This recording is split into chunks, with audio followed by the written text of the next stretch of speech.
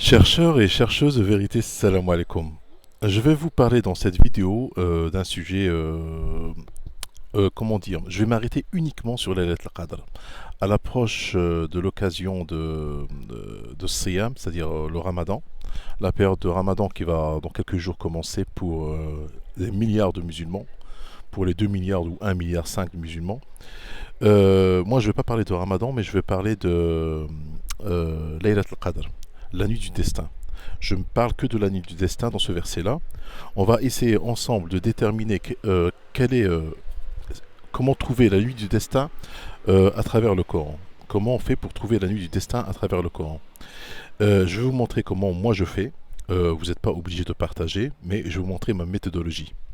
Comment je fais pour trouver le mois du Ramadan. Donc là, comme vous voyez, je prends le train. Hein. Je vais prendre le train, là, je me déplace. Je voyage. Donc tout d'abord, on va commencer par le surat qui est concerné, c'est surat Laylat al-Qadr.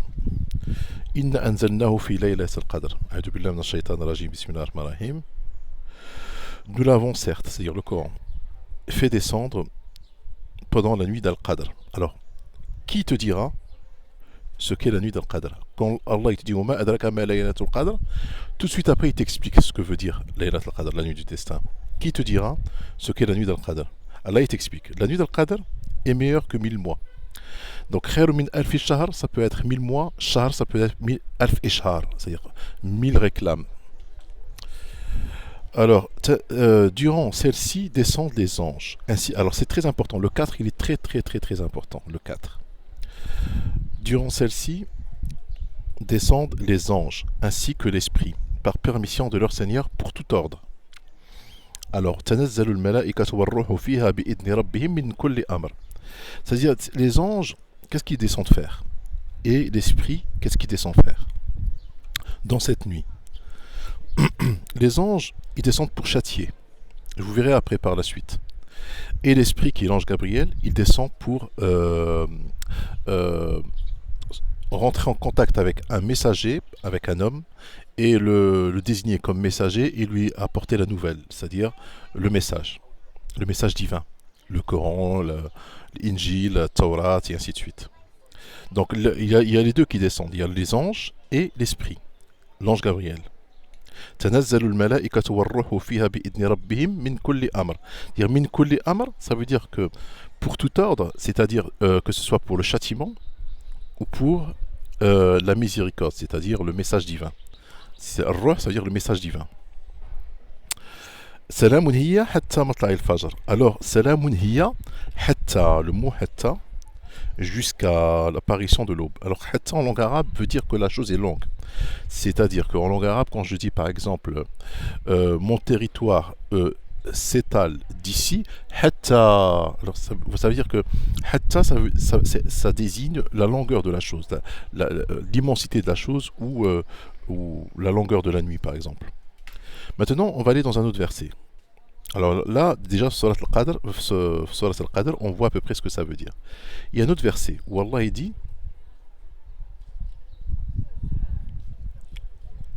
في الدخان إنا أنزلناه في ليلة مباركة إنا كنا منذرين والكتاب المبين حاميم والكتاب المبين. Alors c'est surat دخان, la lumière. حاميم والدخان والكتاب المبين إنا أنزلناه في ليلة مباركة إنا كنا منذرين. حاميم par le livre, le Coran explicite, par le livre, c'est pas le Coran, par le livre explicite. Nous l'avons, c'est-à-dire clair, par le livre clair. Le Moubin, ça veut dire clair. Le Kitab Moubin, c'est-à-dire il est clair. Il n'a pas besoin d'être expliqué. Nous l'avons fait descendre en une nuit bénie. C'est-à-dire le Coran, il est descendu en une nuit bénie. Nous sommes en vérité celui qui avertit. Donc les informations que nous avons récoltées jusqu'à présent, la première information, c'est que c'est une nuit bénie, et que le Coran est descendu dans cette nuit, et que dans cette nuit, l'Esprit descend dans toutes les époques, c'est dans cette nuit que l'Esprit descend, ainsi que les anges pour châtier. Autrement dit, que tous les peuples qui ont été châtiés, par exemple Noé, quand il a eu le déluge, Abraham, quand il a reçu la révélation des anges qui sont venus lui annoncer la bonne nouvelle et la mauvaise nouvelle qui vont détruire le peuple de Lot, alors que lui, il a cru que c'était Lot aussi. Ils lui ont dit, nous savons qu'il y a parmi eux, nous n'allons pas le détruire lui, mais nous allons détruire plutôt son peuple. Les anges, lorsqu'ils sont arrivés, lorsque Dieu a parlé à Moïse pour la première fois, quand Moïse il a vu un feu ardent et il s'est dirigé vers ce feu pour, par curiosité ou pour apporter une flamme. Et dans ce feu ardent, ben, Dieu lui a donné c'est là où Dieu lui a parlé. Je suis le Dieu, le Seigneur de l'univers, lui a parlé directement, sans les anges. C'est cette nuit-là où toute chose arrive en fait. C'est cette nuit-là. C'est une nuit. Alors nous, on veut savoir c'est quelle nuit. Est-ce que cette nuit elle bouge? Est-ce qu'elle est fixe? Est-ce que c'est une nuit en hiver? Est-ce que c'est une nuit en été? Comment on peut chercher cette nuit? Alors, puisqu'on a rassemblé toutes ces informations, on va aller plus loin. On va chercher quand Moïse a reçu la révélation, quand Mohammed a reçu la révélation, quand Abraham a parlé aux anges, et qu'est-ce qui s'est passé avec le peuple de Lot. On va écouter les histoires. La première histoire, c'est Surat Hud, celle de Abraham. Alors, c'est le 69, Surat Hud. Et nos émissaires sont certes venus à Ibrahim avec la bonne nouvelle, les émissaires, c'est-à-dire Rusuluna, c'est-à-dire nos anges. C'est là où les anges sont venus vers Ibrahim.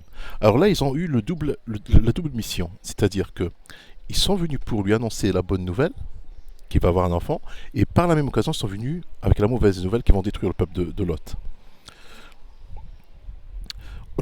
Mais ils n'ont pas apporté le message divin. Ruh, ça veut dire le message divin. Ils ont juste apporté la nouvelle. Ils ne sont pas venus avec un livre. ولقد جاءت رسلنا إبراهيم بالبشرى قالوا سلاما قال سلام فما لبث إن جاء بعجل سمين. Et nos émissaires sont certes venus à Abraham avec la bonne nouvelle en disant salam. Il dit salam. Alors là, dans les hadithistes, ils disent que la première fois que Mohammed a rencontré l'ange Gabriel, il lui a fait peur. Il lui a dit Iqra, il a été tellement terrorisé qu'il est descendu en courant. Les anges ne lui font pas peur. La preuve dans ce verset, ils lui ont dit salam. Et il ne tarda pas à apporter un veau rôti. Donc, il a été donc il a été préparé un veau pour leur apporter ce veau. Donc le veau, ça demande du temps pour le préparer. Il faut au minimum 2 heures. Hein. Surtout que eux, ils n'ont pas comme nous. Hein. Tu sais, tu allumes le pot à gaz, c'est électrique. Non, eux, il faut qu'ils allument un feu. C'est dans la campagne. Pour préparer un repas, ça prend le double du temps que nous on met. Hein. Donc déjà, on commence déjà à avoir un indice. C'est une nuit qui commence à être longue.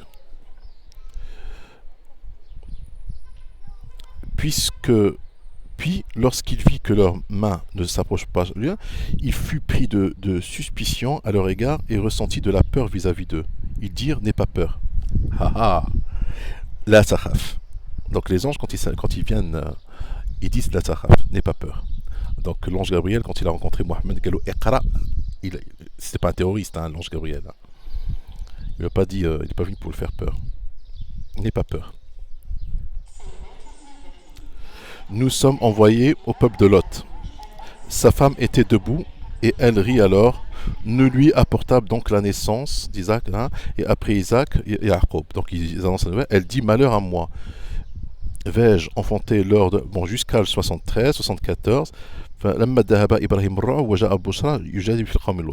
lorsque l'effroi est quitté Abraham, donc il y a eu une longue discussion. 76, 77, 118, vous lisez.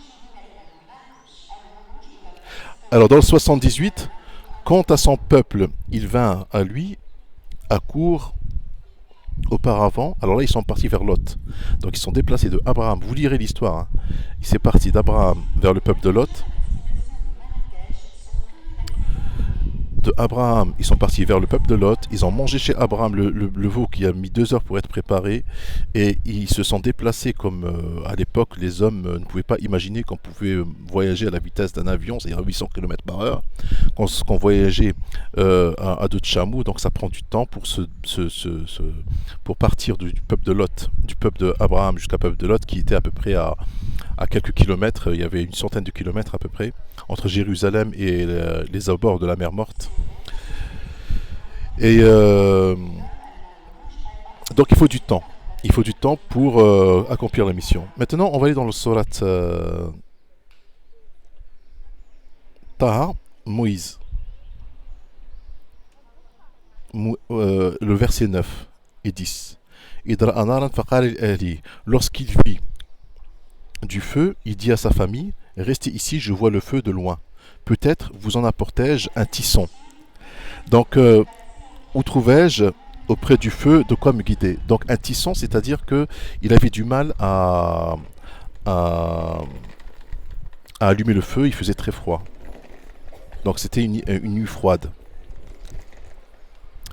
Sans compter le verset où mon train il arrive.